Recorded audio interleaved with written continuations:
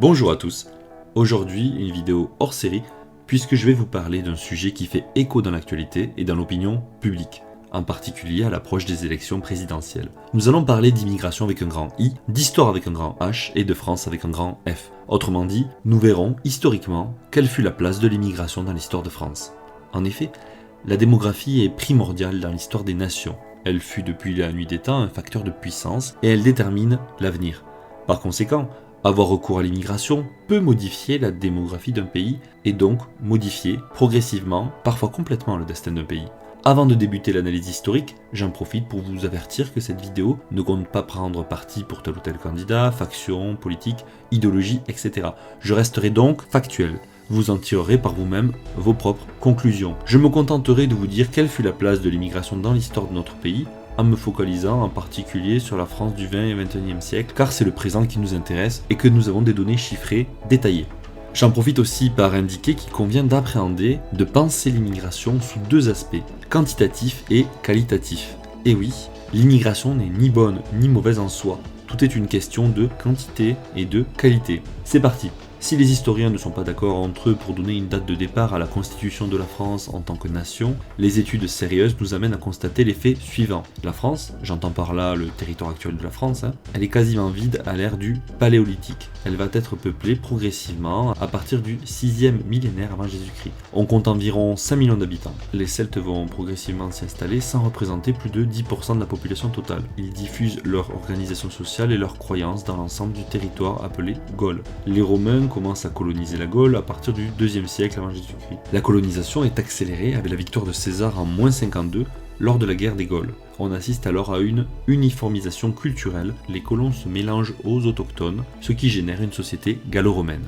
C'est alors que l'Empire romain décline progressivement et que les invasions barbares ont lieu du 3e siècle au 5e siècle après Jésus-Christ. Ces invasions vont aboutir à un changement de l'ordre politique, mais contrairement à un mythe, ne modifient la démographie qu'à la marge. Ainsi, on estime qu'en additionnant les Visigoths, les Gauls, les Burgondes, les Francs et les autres peuples germaniques, on obtient 5% de la population totale d'après l'historien Jacques Dupaquier, entre 300 000 et 400 000 personnes. Les Francs représentent un effectif qui tourne autour de 100 000 personnes installées. Nous sommes dans les 400 après Jésus-Christ. Dans les 500 années qui vont suivre, l'épisode de la conquête arabe ne durera pas longtemps. Il n'y aura pas de sédentarisation, sauf à Narbonne, où les troupes musulmanes resteront 40 ans avant d'être tuées en 759. D'autres arrivées d'immigrés est celle des Vikings en Normandie qu'on leur cédera en 911, après un siècle de lutte et de pillage. Leur nombre limité et la proximité culturelle des populations romano-franques conduit à des mariages dès la première génération. Et oui, il y a des descendants de vikings parmi nous. À partir du 1er millénaire et jusqu'à la seconde moitié du 19e siècle, soit de 1000 après Jésus-Christ à 1850, la population française est stable dans sa composition culturelle et ethnique. On ne constate aucun mouvement migratoire notable pendant 900 ans. L'historien Pierre Goubert résume cette situation.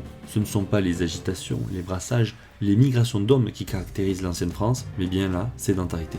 Nous venons déjà de voir que la France n'est pas un pays d'immigration et que la majeure partie de son histoire se caractérise par la sédentarité de la population française. C'est justement à partir des années 1860 que débutent les premières vagues d'immigration. En effet, tandis que la population des pays européens explose, celle de la France reste stable. L'industrialisation de la France requiert un besoin conséquent de main-d'œuvre, comblé par les populations françaises et les premiers travailleurs européens. Jusqu'à la Première Guerre mondiale, le phénomène migratoire est restreint. 2,8% d'étrangers en 1911, 3,3% si l'on inclut les naturalisés, contre 1,05% en 1851. Les Belges et les Italiens constituent le gros des immigrés. On recense 432 000 Belges et 240 000 Italiens en 1881. Les immigrés extra-européens ou non-européens sont rares, autour de 2000 en 1880. On fera venir 190 000 travailleurs des colonies entre 1915 et 1918, la plupart seront rapatriés au terme de la guerre. À partir des années 1920, du fait de la perte de 1 400 000 hommes lors de la Première Guerre mondiale, on accélère le processus d'immigration, à tel point que les immigrés représentent 7% de la population française, soit 3 millions de personnes. Dans les années 30, les flux vont s'inverser. La crise économique et les mesures adoptées par les gouvernements successifs conduiront au départ d'environ 280 000 étrangers entre 1931 et 1936. En somme, entre 1860 et 1940, l'installation des immigrés est souvent temporaire. L'historien Pierre Milza, sur 3 500 000 arrivants en France entre 1860 et 1940, Seulement entre 1 200 000 et 1 300 000 s'y installent définitivement. Ainsi, 2 tiers des Italiens rentrent en Italie ou partent ailleurs. Les étrangers qui restent doivent se conformer à la politique d'assimilation stricte de la République pour obtenir la nationalité française. À partir de 1945, l'immigration repart en France et reste soutenue tout le long des 30 Glorieuses. L'immigration italienne, modestement, l'espagnol augmente jusqu'à la fin des 30 Glorieuses, l'immigration portugaise croît fortement à partir de 1960 jusqu'en 1982, où l'on dénombre jusqu'à 760 000 Portugais présents en France. L'immigration algérienne est la plus nombreuse. Ainsi, entre 1946 et 1954, on passe de 22 000 à 210 000 Algériens en France. Ils seront 436 000 en 1962 et en 1982, on en compte 800 000. Les autres immigrations africaines croissent aussi après la guerre et elles sont composées majoritairement de Marocains et de Tunisiens jusqu'aux années 1970. J'en profite pour vous parler du mythe selon lequel les immigrés africains auraient reconstruit la France après-guerre. Qu'en est-il réellement? Chiffres à l'appui.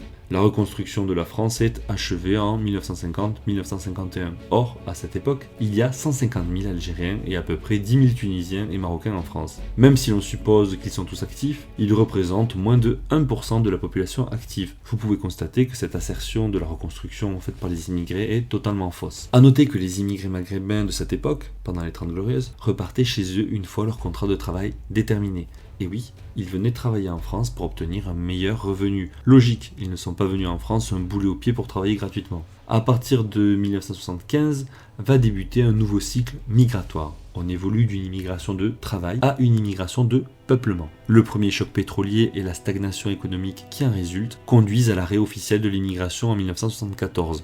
De courte durée. C'est par un décret du 29 avril 1976 qu'on autorise le regroupement familial pour les étrangers résidant en France. Ainsi, à l'immigration de travail temporaire se substitue une immigration de peuplement. L'immigration change aussi d'aspect. Les anciens immigrés étaient ultra majoritairement des Européens, de religion chrétienne et de culture proche. Les nouveaux des Africains, majoritairement musulmans et d'une culture plus éloignée. En 1975, d'après l'INSEE, il y avait 3 887 000 immigrés en France. Ils représentaient 7,4% de la population de la France de l'époque, contre 3,7% en 1921, avec 1 429 000 immigrés. Le processus d'immigration en France continue jusqu'en 2000 et reste stable. Il s'accélère à partir des années 2000, comme l'on peut le constater avec les chiffres qui apparaissent. Je ne vais pas être redondant en vous dressant un portrait année après année de l'immigration en France. On va aller à l'essentiel. En 2020, il y a 6,8 millions d'immigrés en France et ils représentent 10,2% de la population. Pas mal, hein? Concrètement, enfin statistiquement, vu qu'ils ne sont pas répartis uniformément sur le territoire national, ça veut dire qu'une personne sur 10 que vous croisez est immigrée. Immigrée mais pas forcément étrangère. Là, je commence à vous perdre. Voyons tout ça plus en détail.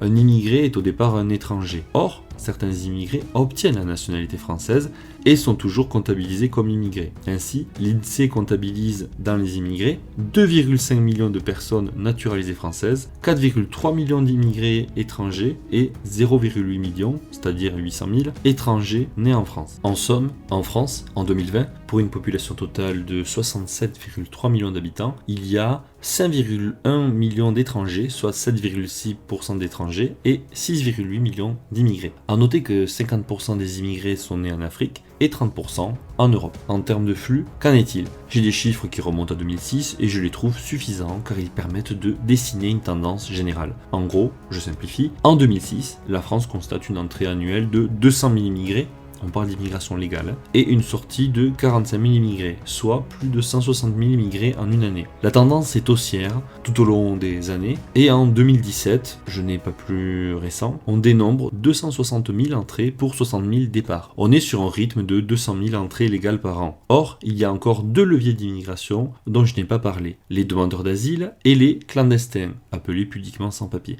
Les clandestins sont présents illégalement sur les territoires et sont, selon les estimations, environ 1 million en France. Il y avait 130 000 demandeurs d'asile en 2019 en France. Je n'utilise pas les données de 2020 qui sont faussées car c'était une année Covid. Elles ne reflètent pas la tendance générale. Donc en 2019, sur ces 130 000 demandeurs d'asile, 35 000 obtiennent le statut de réfugié et les autres doivent en théorie partir. Or, en France, seulement 10% des déboutés du droit d'asile sont expulsés. Au total, nous avons eu en 2019 280 000 immigrés légaux, économiques, familiales, étudiants, humanitaires divers, 130 000 demandeurs d'asile et on ne sait pas combien d'entrées illégales. On est sur un minimum de 400 000 entrées légales par an. A noter également que 100 000 personnes obtiennent la nationalité française chaque année. Avant de finir cette vidéo, je tiens à t'apporter quelques précisions importantes. Vous avez remarqué que je suis resté fidèle au sujet de la vidéo, à savoir que j'ai parlé de l'immigration en France au sens strict. J'ai surtout parlé des entrées et sorties, très peu de l'acquisition de la nationalité française et pas du tout de la natalité des immigrés et de leurs descendants.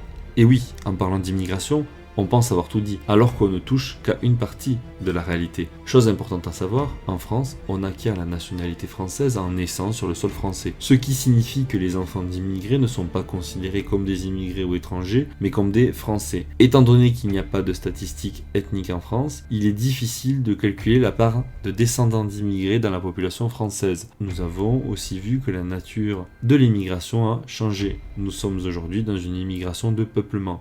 La natalité des immigrés concourt à la modification de la population française, vu que les enfants d'immigrés obtiennent dans l'immense majorité la nationalité française. Vous me direz quelle importance, vu que tout ce beau monde est français, se sent français, qu'il y a une cohésion nationale très forte, un vivre ensemble merveilleux. Justement, c'est là où se situe le problème. Nous savons tous pertinemment que le sentiment d'appartenance à une nation ne va pas de soi et ne se décrète pas à l'obtention d'une carte d'identité, que pour avoir une bonne cohésion sociale, il faut une cohésion nationale, et donc qu'il existe une sorte de solidarité entre les individus, une solidarité nationale qu'on peut appeler fraternité. C'est là où l'on touche à la question de l'identité. La démographie étant l'avenir, il serait intéressant de connaître sa composition ainsi que les différentes projections pour la France dans les prochaines décennies. Merci à tous d'avoir suivi cette vidéo, ce petit hors-série. N'hésitez pas à m'indiquer si elle vous a plu. Si c'est le cas, je vous ferai la suite sur la démographie. A très bientôt.